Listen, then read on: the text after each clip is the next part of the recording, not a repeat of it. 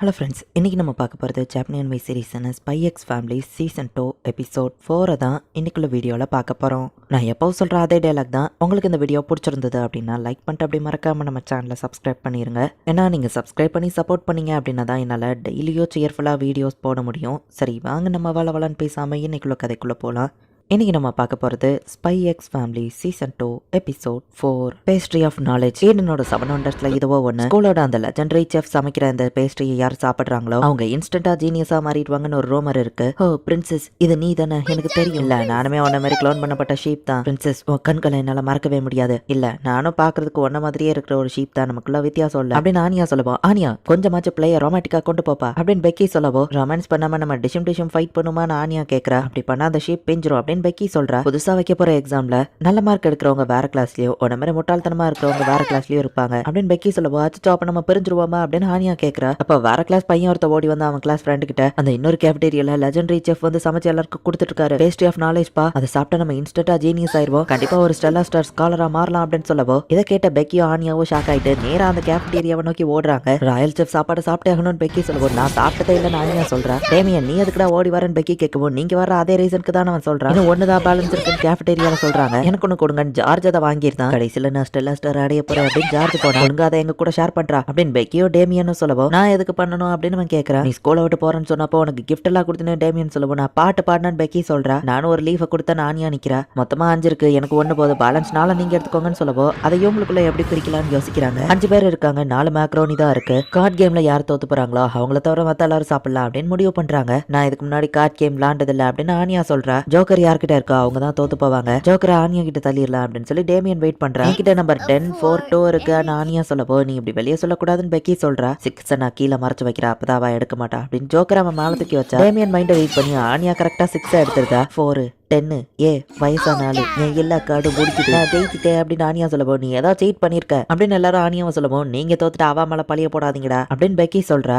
இவா சீட் பண்ணிருக்கணும் இல்ல எங்க மைண்டை ரீட் பண்ணிருக்கணும் டேமியன் யோசிக்குவோம். இனி இவங்க சந்தேகப்படுறாங்களே, நம்ம வேணா இன்னொரு ரவுண்ட் விளையாடலாம் அப்படின்னு ஆனியா சொல்றா. நான் வேணும்னே மோசமா விளையாடணும், இல்லைன்னா அவங்களுக்கு என் மேல டவுட் வந்துடும் அப்படின்னு ஆனியா நினைக்கிறா. சோ இப்ப ஜோக்கர் கார்டை வந்துட்டு வேணும்னே ஆனியா வந்து கரெக்டா செலக்ட் பண்றா. அச்சோ நான் ஜோக்கரை எடுத்துட்டேன் ஆனியா சொல்லவோ, ஜோக்கரை போய் எடுத்திருக்கா அப்படின்னு எல்லாரும் சிரிக்கிறாங்க. ஜோக்கரை செகண்ட் சன் கிட்ட தள்ளி விட்டுலாம், அப்புறம் நான் ஜெயிச்சிருவேன் அப்படின்னு ஆனியா நினைக்கிறா. ஜோக்கர் கார்டை லைட்டா மேல தூக்கி வச்சிருக்கா. வேற கார்டை எடுக்க போனா இவ மூஞ்சி சோகமாகுது, ஜோக்கரை எடுக்கவோ ஹாப்பி ஆகுது. இவ ஃபேஸ் எக்ஸ்பிரஷனை வச்சு அவன் ஈஸியா கார்டை எடுத்துருதான். ஒரு வேளை செகண்ட் சன்னாலையும் மைண்ட் ரீட் பண்ண முடியுமா அப்படின்னு ஆனியா யோசிக்கிறா. பெக்கி டேமியனோட ஃப்ரெண்ட்ஸ் எல்லாம் வின் பண்ணிருந்தாங்க. கடைசியா டேமியனும் ஆனியாவும் மட்டும் தான் இருக்காங்க. இவ ஃபேஸ் எக்ஸ்பிரஷனை பார்த்தா போதும் ஈஸியா வின் பண்ணிடலாம் அப்படின்னு டேமியன் நினைக்கிறா. நான் மட்டும் அது சாப்பிடலடா, கடைசி வர விட்டாலாதான் இருப்பேன் இடப்பட அப்படின்னு ஆனியா யோசிக்கிறா. டேமியனும் ஜோக்கர் இல்லாத கார்டா இப்ப கரெக்டா செலக்ட் பண்றா. பட் ஆனியாவோட ஃபேஸ் அவன் பார்க்கும்போது, ஸோ டேமியன் வேணும்னே ஆனியாக்காக வெட்டு கொடுத்து தோத்து போறா. அவன் அந்த மாதிரி ஃபேஸ் வச்சிருந்தா எப்படி என்னால தாங்கிக்கிட முடியும் அப்படின்னு டேமியன் நினைக்கிறத ஆனியா ரீட் பண்ணிட்டு, நம்ம வேணா இதை ஷேர் பண்ணிக்கலாமான்னு கேட்கவோ, எனக்கு ஒன்றும் அது தேவையில்ல, அது இல்லாமே நான் ஜீனியஸ் தான் ஸ்காலரா மாறுவேன், உன்ன மாதிரி முட்டாளுங்களுக்கு தான் அது தேவை அப்படின்னு சொல்லிட்டு டேமியன் அங்க இருந்து போறான். நம்ம தான் ஓவரா பண்றான் அப்படின்னு பெக்கி பாக்குறா. இப்ப எல்லாருமே அதை சாப்பிடுறாங்க.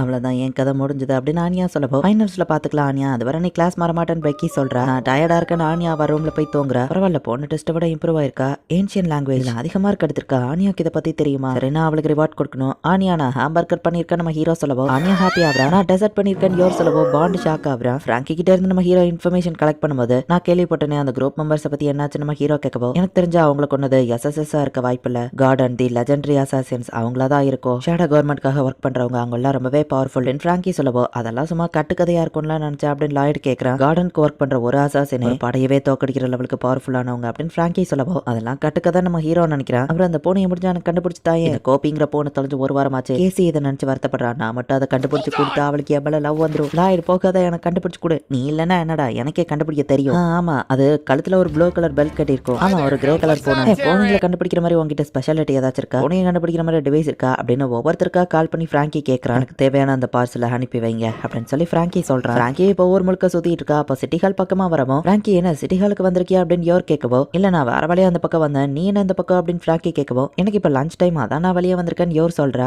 என்ன போன தொலைஞ்சிடுச்சா, சரி எனக்கு இப்ப ஃப்ரீ டைம் தானே, நான் வேணா ஹெல்ப் பண்றேன், என் ஹஸ்பண்டோட ஃப்ரெண்டுக்கு இந்த ஹெல்ப் கூட பண்ண மாட்டேனா அப்படின்னு யோர் சொல்றா. சரி அப்படின்னு சொல்லி பிராங்கி யோர் கூட சேர்ந்து தேடுனா, நான் இதுக்காகவே நிறைய தெருக்கள்ல ஒரு லிசனிங் டிவைஸ் வச்சிருக்கேன். அந்த டிவைஸ் எல்லாம் கேட்டை அட்ராக்ட் பண்ணும். கோபியோட பெல் சவுண்டை வச்சு நான் கரெக்டா கண்டுபிடிச்சிட்டேன். அச்சோ ஒரு கேட் டிவைஸ் மத்த கேட்ஸ்ல அட்டாக் பண்ணுது, அந்த சோல்ஜரோட சிக்னல் நான் இழந்துட்டேன், இன்னொரு சிக்னலும் போயிடுச்சு அப்படின்னு சொல்லி எல்லா இடத்துல உள்ள டிவைஸையும் போனுங்க அட்டாக் பண்ணி டெஸ்ட்ராய் பண்ணிட்டு சுத்தி இருக்கிற கேட்டை இன்ஸ்டன்ட் அங்க வர வைக்கக்கூடிய ஒரு வாசனை அப்படின்னு சொல்லி பிராங்கி அதை பரப்பி விடுறா. நீ இவ்வளோ டேலண்டடா, நீ இன்ஜினியரா அப்படின்னு சொல்லி யோர் கேட்கவோ, ஆமா பெரிய இன்வென்ஷன் பண்ணணுங்கிறதா என் ஆசை அப்படின்னு பிராங்கி சொல்றா. கவர்மெண்ட்காக ஒர்க் பண்றேன்னா இதாட்ட சொல்ல முடியும் அப்படின்னு நம்ம மனசுக்குள்ள நினைக்கிறான். நிறைய பூனைங்க அந்த இடத்துக்கு வந்துருது. பிராங்கி இதுல அந்த பூனை எது அப்படின்னு சொல்லி யோர் கேட்கறா. யோர் மலையும் பிராங்கி மலையும் எல்லாம் தாவுது. அந்த கிரே கலர் பூனை அப்படின்னு பிராங்கி சொல்றான். யோரோட மூஞ்சில பூனை இருக்கிறதுனால அதை அவளால பார்க்க முடியல. லாங் ஹேண்ட்னு ஒரு டிவைஸை யூஸ் பண்றான், அதுவும் ஃபெயிலியர் ஆயிடுது. கேமரா நெட்டை யூஸ் பண்ணுவோம், 2 மீட்டர் டிஸ்டன்ஸ்ல இருக்கும்போது நான் நார்மல் கேமரா மாதிரி இதை ஷூட் பண்ணா போதும், பழைய போட்டு அதை பிடிச்சிடலாம் அப்படின்னு அது கிட்ட நெருங்கினா அந்த பூனை தள்ளி போய்கிட்டே இருக்கு. யோரோ இப்ப அந்த பூனையை பார்த்துருத்தா, என்னால ஓட முடியாது, டயர்டா இருப்பேன் நினைச்சியா, நான் இன்வென்ஷன் பண்ண இந்த சூட் எனக்கு சூப்பர் ஹியூமன் ஸ்ட்ரென்த்தை கொடுக்கும் அப்படின்னு பிராங்கி அயன்மேன் மாதிரி ஒரு சூட்டை மாட்டிக்கிட்டு இதோட மோட்டர் ஹீட்டாக 15 நிமிஷம் எடுத்துக்கிடும், அதை வர ஓடாம வெயிட் பண்ணு அப்படின்னு பிராங்கி சொன்னா. அங்கிருந்து ஓடவும் அங்க வண்டியில வர ஜாக்கிரதை அப்படின்னு பிராங்கி கத்துறான். இதை நான் எடுத்துக்கிறேன் அப்படின்னு யோரோ அந்த மிஷினை பிடிச்சி கரெக்டா அந்த பூனைக்கு முன்னாடி விழுற மாதிரி தூக்கி போடுறா. பூனை பயந்து நிக்கவோ யோரோ டக்குனு பாஞ்சதை பிடிச்சிருந்தா. என் 10 வருஷம் உழைப்பு அப்படின்னு பிராங்கி அந்த மிஷினை பாக்குறான். மிஸ்டர் கோபியை நான் பிடிச்சிட்டேன், சீக்கிரம் நீ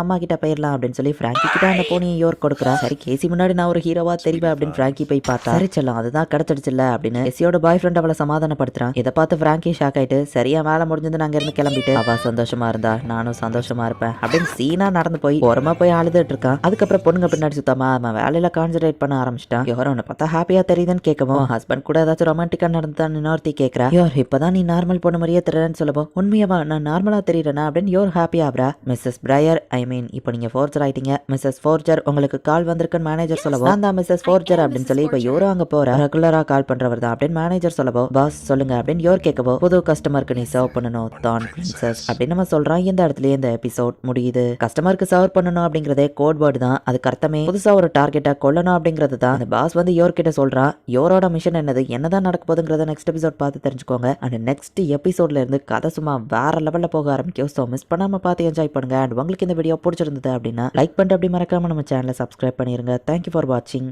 பை கைஸ், நெக்ஸ்ட் எபிசோட்ல மீட் பண்ணலாம்.